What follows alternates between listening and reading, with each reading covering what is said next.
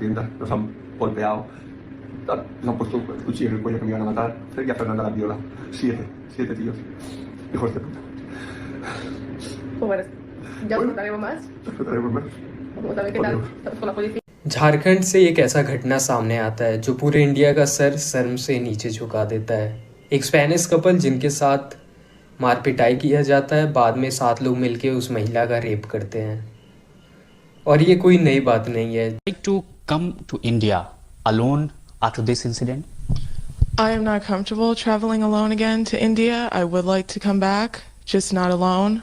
I'm in complete fear of coming back alone again. What do you feel? This is not safer country, not safer state for the tourist? I'm not saying tourists shouldn't come to India. I just think there is a lot of problems with rape in India and it needs to be solved, and there needs to be more punishment for the perpetrators of these crimes. जिस देश की औरतें safe नहीं है, आप कैसे कह सकते हैं कि कोई टूरिस्ट सेफ हो सकता है?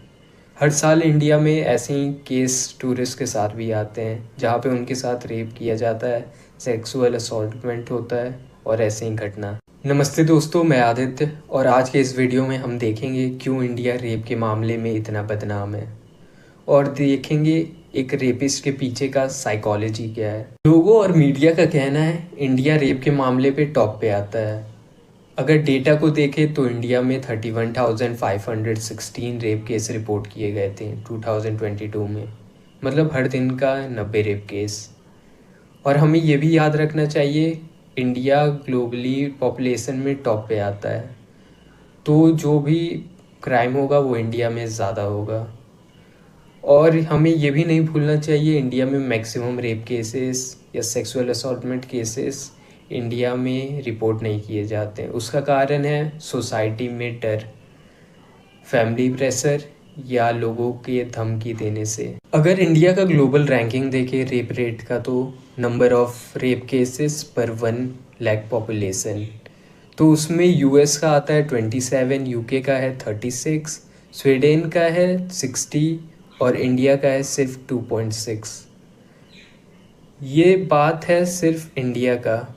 इंडिया में कई सारे रेप केसेस रिपोर्ट नहीं किए जाते हैं। अगर देखा जाए कौन सा कंट्री ग्लोबली रेप के मामले पे टॉप पे है, तो वो है साउथ अफ्रीका। इंडिया में एक और वजह है जिसके कारण ऐसे केसेस को रिपोर्ट नहीं किया जाता है, वो है हमारा लीगल सिस्टम। अगर इंडिया का डेफिनेशन देखे रेप के लिए लीगल डेफिनेशन, तो उसमें ये लिखा है एनी सेक्सुअल इंटरकोर्स और any other sexual penetration by a man to a women without her concern. और ये चीज़ और भी बुरी हो जाती है एक मैरिड वुमेन के लिए।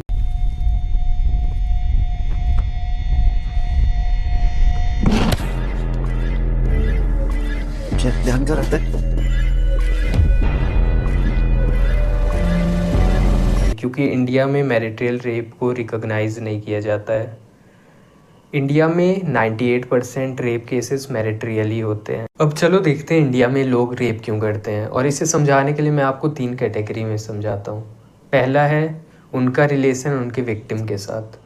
इंडिया में 97% जो भी रेप होते हैं उसमें कहीं ना कहीं कोई ना कोई रिलेशन उनके विक्टिम के साथ निकल ही जाता है। दूसरा कैटेगरी है बैड इन्फ्लुएंस। इसमें वो मेनली आते हैं जो यंग जनरेशन है, 18 से 30 साल के। इसका कारण है उन्हें कहीं ना कहीं गलत संगति मिल रहा है जिसके कारण वो आगे चल के रेप कर रहे हैं। तीसरा जो कैटेगरी है वो है मेनली रेपिस्ट का अनएजुकेटेड होना। इस कैटेगरी में काफ़ी कम रेपिस्ट हैं और इन रेपिस्ट का कारण है अनएजुकेटेड होना, जिसके कारण उनको फाइनेंशियल फ्रीडम नहीं मिल रहा है। और जहाँ पैसा नहीं होता है वहाँ पे वो गलत आदतों में पड़ जाते हैं जिसके कारण वो ऐसे चीज़ों को अंजाम देते हैं। अब चलो एक रेपिस्ट के पीछे के साइकोलॉजी को समझते हैं। ताली कभी एक हाथ से नहीं बजती, दोनों हाथों से बजती है। ये चीज़ देखी जाए। अगर कोई शरीफ लड़की होती है रात को 9 बजे मतलब नहीं घूमती है, लड़के भी उतने उससे ज़्यादा जिम्मेदार है रेप के लिए, ये लड़के हैं उससे ज़्यादा। 1976 में एक रिसर्चर सैमुअल ने एक अजीब सा एडवर्टाइजमेंट न्यूज़पेपर में पब्लिश किया जिसमें वो अपने रिसर्च के लिए कुछ रेपिस्ट को खोज रहे थे। उन्हें लगा नहीं था कि कोई भी उनको कॉल करेगा, लेकिन उन्हें 200 से भी ज़्यादा कॉल रिसीव हुए थे। हम लोग एक रेपिस्ट को सुन के उसके ऊपर एक लेबल लगा देते हैं, क्योंकि एक रेपिस्ट एक शैतान है, एक जानवर है, और एक इंसान कभी ऐसे चीज़ों को अंजाम नहीं दे सकता। लेकिन वैसा ही ठीक उसका उल्टा मधुमिता और सैमुअल के रिसर्च ने बताया है। लेकिन जब एक रिसर्चर ने उनका इंटरव्यू लिया तो वो एक आम इंसान जैसे बातचीत कर रहे थे, और जब मधुमिता और सैमुअल ने इंटरव्यू लिया तो वो काफ़ी ज़्यादा हैरान हुए। वो इतने नॉर्मली अपने बात को कन्वे कर रहे थे कि लग भी नहीं रहा था कि वो क्राइम कर रहे हैं। मधुमिता ने ये भी कहा कि वो माफ़ी चाह रही थी कि वो उन रेपिस्ट का इंटरव्यू ले रही हैं, लेकिन उन रेपिस्ट के एक्शन उनके क्राइम को कभी जस्टिफाई नहीं कर सकते हैं। मैरी कॉस ने जब एक रेपिस्ट से ये पूछा कि वो अपने आप को अपने विक्टिम के ऊपर फोर्स किए तो वो उस चीज़ को एक्सेप्ट किए थे, लेकिन जब उन्होंने ये पूछा कि उन्होंने अपने विक्टिम का रेप किया है तो उस चीज़ को वो साफ साफ डिनाई कर दे रहे थे। और जब मधुमिता ने सेम चीज़ रेपिस्ट से पूछा तो वो भी साफ साफ उस चीज़ को डिनाई कर दे रहे थे।